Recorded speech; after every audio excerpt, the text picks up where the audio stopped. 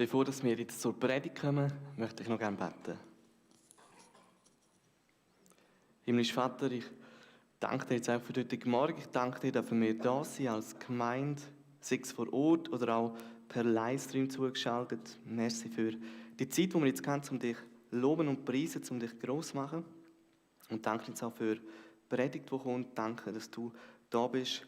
Ich bitte dich auch um Führung und Leitung für mich, dass ich das sagen darf, was dir wichtig ist, was du möchtest, dass heute einfach ausgesprochen wird. Die Wahrheit, die du über uns sagst, über das, was unsere Beziehung mit dir ausmacht. Amen.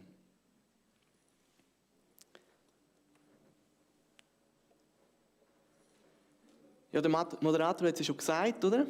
Ihr dürft euch ein bisschen überlegen, was für euch so ein bisschen das Zuhause ausmacht. Jetzt gerade so bei der Adventszeit ist es ja besonders schön, oder? Dann tut man ein bisschen neu dekorieren. Ich sehe so da, schön dekoriert mit Kerzen. Wunderbar, oder? Da fühlt man sich gerade ein bisschen mehr daheim.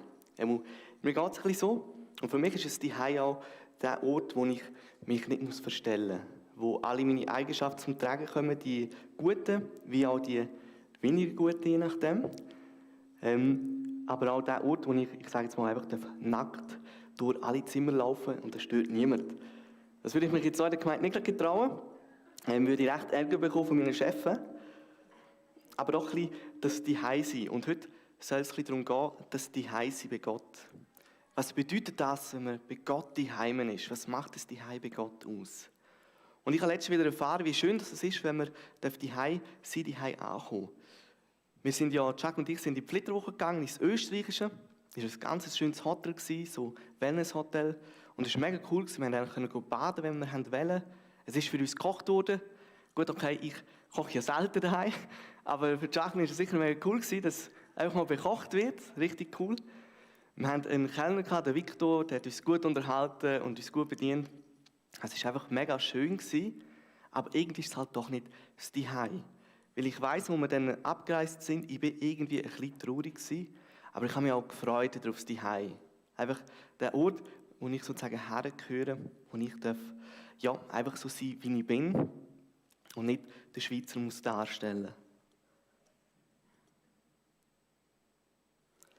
Und schön ist, bei dem Zuhause, da ist einerseits natürlich, ich sage es mal, vor Ort, aber das ist ja auch geistlich, das Zuhause bei Gott. Wir sind ja eine Familie, wir alle gehören zu Gottes Familie und wir alle haben bei ihm ein Zuhause. Und ich sage jetzt mal, örtlich gesprochen gibt es noch zwei Zuhause. Es gibt das Zuhause hier in der Gemeinde oder in der Gemeinschaft, wo wir miteinander unterwegs sind, wo wir zusammen vor Gott kommen und wir so ein Zuhause haben. Wir haben aber auch das persönliche Zuhause, also das Zuhause, wo ich mit Gott unterwegs bin.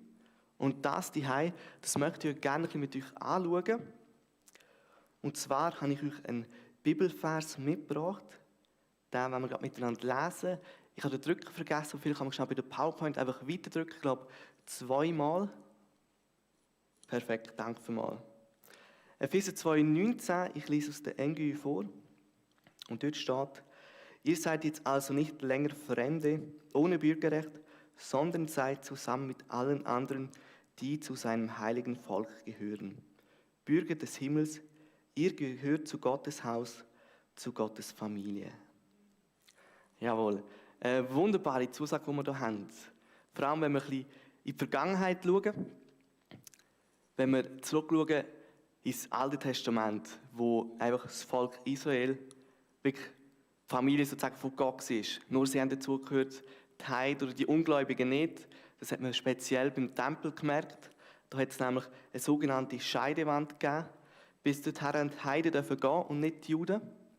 Und die Juden haben noch weiter dürfen. Die haben noch bis zu Gott, zum Tempel, je nachdem, was es war, auch bis zum Allerheiligsten. Danke vielmals.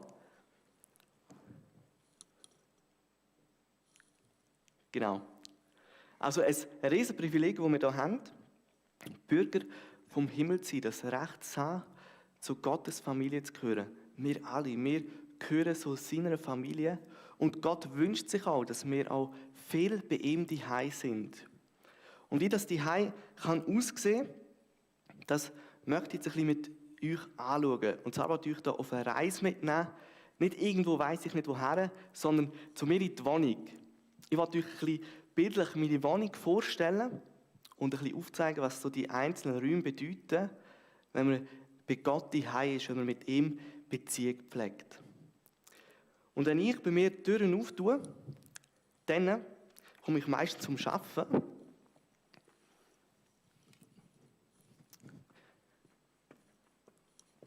Und sehr oft habe ich dann noch irgendetwas dabei. Und ich komme dann mal rein, in den Gang. Und was ich als erstes mache, ist, ich stelle das mal irgendwie her. Die Jacke, die ich habe, die ziehe ich aus. Und hänge die mal auf. Und in der Regel habe ich auch noch Schuhe an. Und die wollte ich dann natürlich nicht mehr abhalten, oder? Ui, die ziehe ich dann ab. So. Und dann natürlich da meine Finken, oder? Genau, oder? So ist ein bisschen der erste Schritt. Und jetzt kann man sagen, hey, gerade die Frau begrüßen oder was auch immer. Aber nein, wir sind in Corona-Zeiten, oder? Und dort ist es wichtig, dass man ja am Anfang gerade mal ins Bad geht. Und dort die Seife nimmt und seine Hände wäscht. Und geistlich gesprochen ist das ein bisschen für mich, wenn ich sozusagen zu Gott komme, in sein Zuhause, dann überlege ich ein bisschen am Tag, was habe ich gemacht, was habe ich erlebt und vor allem, wo habe ich Fehler gemacht, wo habe ich einen Bock geschossen, wo habe ich Menschen enttäuscht, Menschen verletzt und bekenne ihm das einfach mal. Also ein bisschen das Handwaschen, so ein bisschen das Bekennen vor Gott, was nicht so gelaufen ist. Dann aber zu wissen, hey, und im Gang steht Gott und er steht mit offenen Armen da und freut sich, dass ich da bin. Ich soll einfach mal ankommen, in seine Arme, einfach mal geniessen. Und bei mir ist es so, wenn man in die Küche, oder wenn der Gang hinterläuft, dann kommt links gerade die Küche. Und das Tolle ist, Gott ist auch ein wunderbarer Koch und hat ganz viele tolle Sachen für uns bereit gemacht. Der hat dort schon gearbeitet und jenste Gemüse und alles, was gesund und gut ist, hat er vorbereitet. So ein bisschen, ich sage mal, der geistliche Food, das, was wir brauchen, ist voll parat für mich. Aber sehr oft komme ich ehrlich gesagt in die Küche und sage so, du, ich bin ehrlich gesagt schon satt. Ich bin weg oder habe ein Pack Chips noch gefunden unterwegs schon gegessen und habe jetzt keinen Hunger mehr. Und geistlich gesehen heisst das ein bisschen, ich komme in die Küche, aber irgendwie habe ich da als erstes schon mal wieder mein Handy davon. Ich bin schon wieder am Lesen, was sind so die neuesten News, was muss ich unbedingt wissen, habe ich mein iPad geschnappt oder Fernbedienung für den Fernseher und bin ganz für mich abgeschottet, einfach nur auf etwas anderes fokussiert. Und wenn Gott dann noch die Zeit mit mir verbringen, dann merke ich, oh, aber irgendwie ist mein Kopf schon so voll, ich mag gar nicht mehr und ich bin gar nicht ready gewesen, um das, was er für mich bereit hat, einfach auch in Anspruch zu nehmen, das, was mir eigentlich gut zu tun.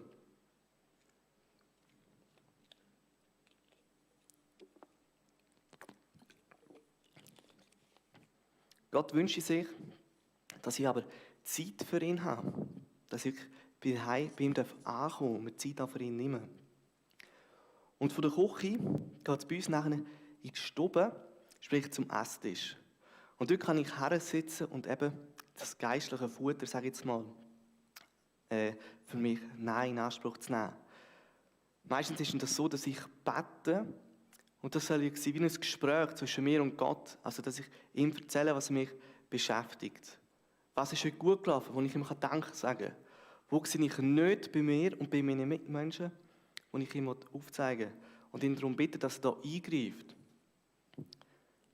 Wo habe ich aber auch Wünsche, dass er mir helfen soll, mich vorwärts bringen. Und wo sind auch Entscheidungen dran, wo ich Hilfe brauche. Wie soll ich mich entscheiden? Sei das jetzt am Wochenende bei den Abstimmungen, aber sonst in der Gemeinde, familiär. So soll das ein Stückchen auch laufen. Und es ist auch der Ort, wo ich hören kann, auf Gott hören, was er für mich parat hat, dass er mir sagen will. Eben ein bisschen das Futter, die Kraft von ihm dort bekommen. Und ich möchte jetzt noch einen kleinen Exkurs machen, weil viele von uns, wenn sie heimkommen, das sind dann die Eltern rum, der Ehepartner, eine WG, wo jemand da ist, der fragt, hey, wie geht's? Oder wo du kannst fragen, hey, was hast du so erlebt? Wo wir ja geistlich ja mit Gott können das besprechen. Wir haben aber auch Leute in unserer Gemeinde, die das nicht haben, die Single sind, die allein unterwegs sind. Und wir sind ja trotz allem auch als Gemeindefamilie. Und ich möchte uns einfach auch ermutigen, auf die Menschen zuzugehen, wo wir es wissen, dass sie alleine daheim sind, ist immer wieder zu fragen, wie sie es so haben, sie einzuladen, Gastfreundschaft auszuüben oder uns einladen zu lassen. Dass wir unsere Brüder und Schwestern, die natürlich, wir sind nie allein, wir haben Jesus Christus, das ist mir klar, aber es ist doch mal noch etwas anderes, manchmal mit der Person einfach zu reden.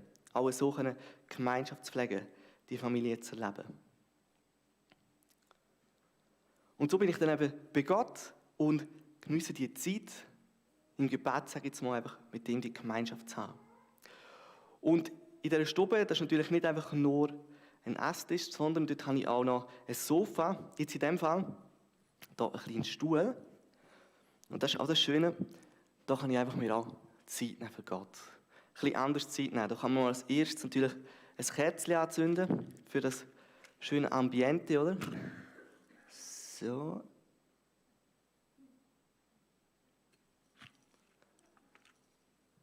Genau, und dann kann man zum Beispiel die Bibel vornehmen, oder?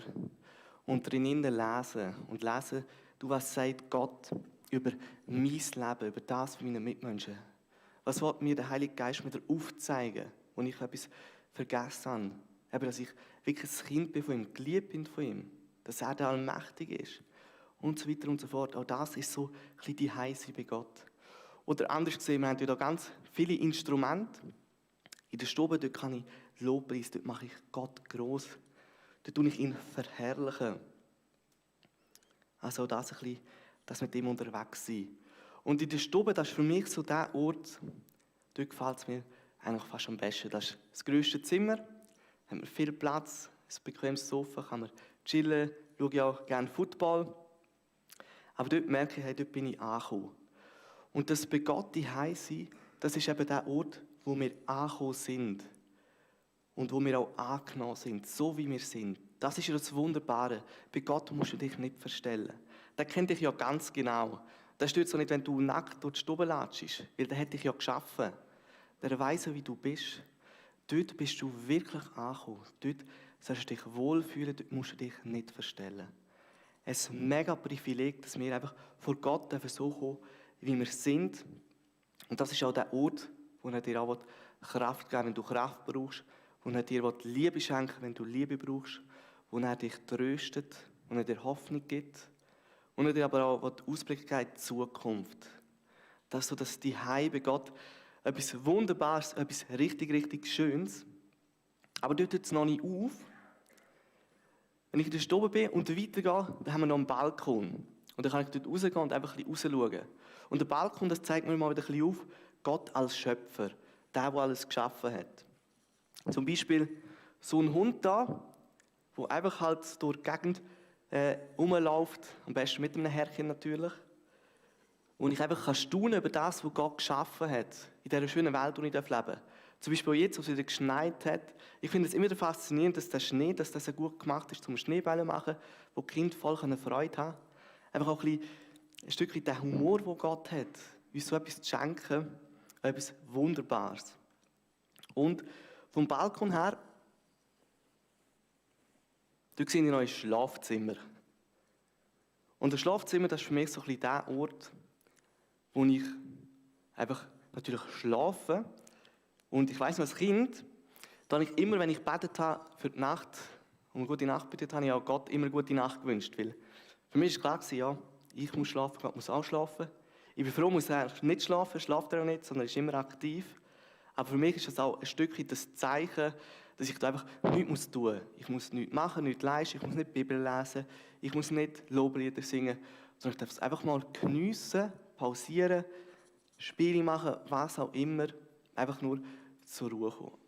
Für mich auch ein ganz schönes Bild. Und ich denke, wenn wir das so hören, dass bei Gott die Heim sind, das ist doch etwas, was wir uns alle doch wünschen, oder? Eigentlich wünschen wir uns doch mehr, die Zeit zu nehmen für Gott, weil da so viel Gutes drin steckt. Und doch gibt es Punkte, die uns daran hindern.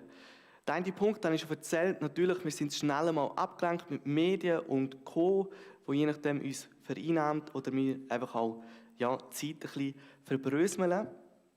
Es gibt aber auch noch einen anderen Punkt, der uns sehr oft hindert, einfach so zu Gott zu kommen. Und das möchte ich mit einer kleinen Geschichte erzählen. Nicht wie bei Räubers. Wer kennt denn das alles? durchmischt, sehr schön. Da geht es um den Tom, das ist ja ein Räuberbub.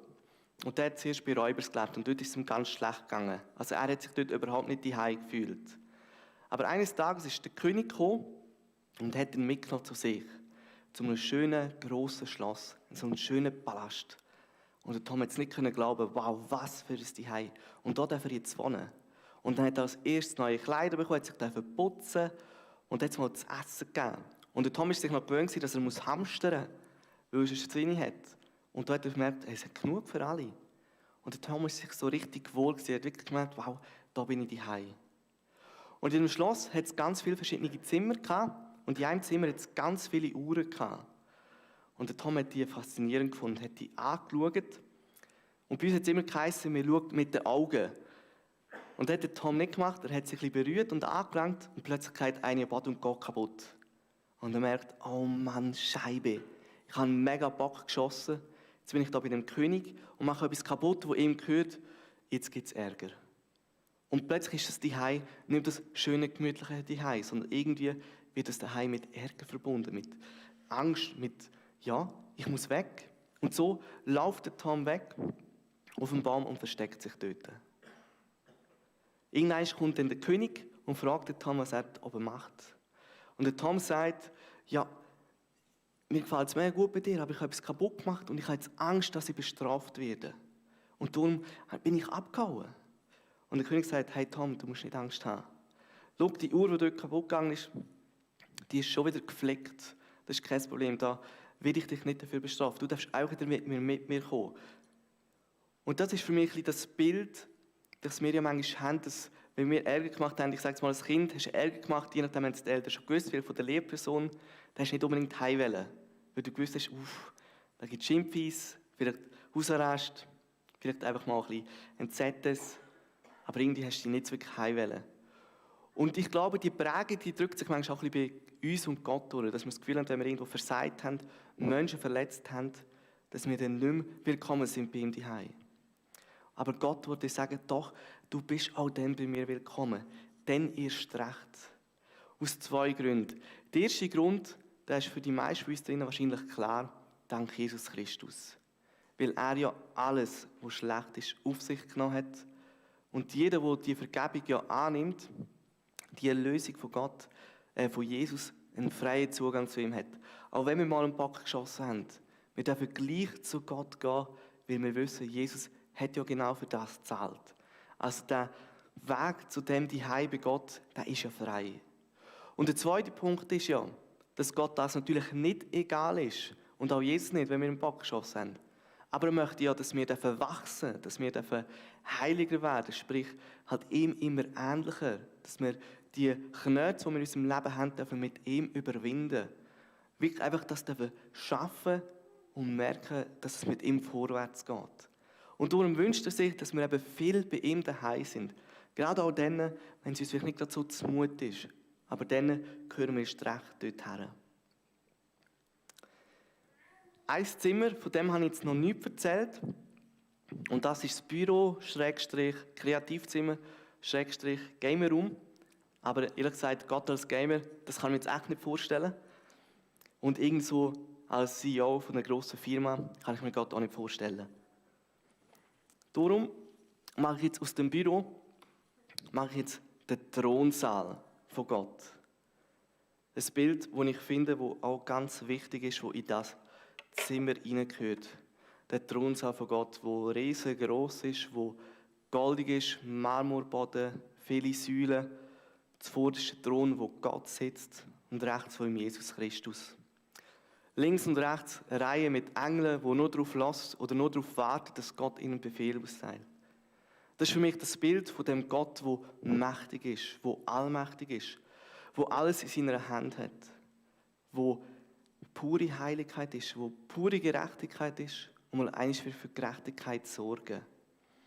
Und wir kommen jetzt ein bisschen in die Adventszeit rein, wo man sich darauf freut, Jesus auf die Welt kommt. Und ich mag mich noch erinnern, der Bobby hat noch etwas Gutes gesagt. Gerade in der Adventszeit wird sehr oft aus dem Jesus ein Jesus. Also, der ist ja so herzig, das Kindli. Und das stimmt ja auf eine Art auch. Aber ich glaube, wir Christen sind manchmal in der Gefahr, dass die Waage von dem Gottesbild einfach stark in das Jesus hineingeht. Jüherzig, der liebende Gott, der einfach nur pure Liebe ist, was sie auch stimmt, aber wir sollen doch das andere auch nicht vergessen.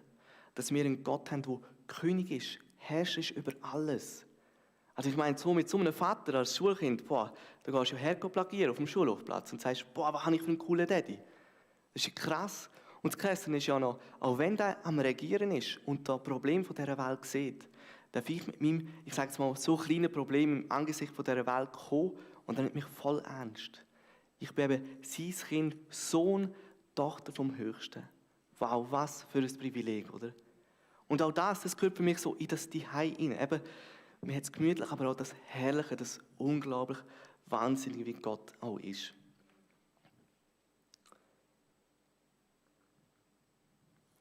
Das war ein bisschen mein Versuch, ein bisschen das Zuhause von Gott aufzuzeigen, was das ist oder kann sein. Kann sein, dass du noch andere Zimmer hast, weil wir alle haben natürlich nur Stückwerk. Das ist so ein bisschen meine Vorstellung, die ich habe von ihm, von dem Zuhause.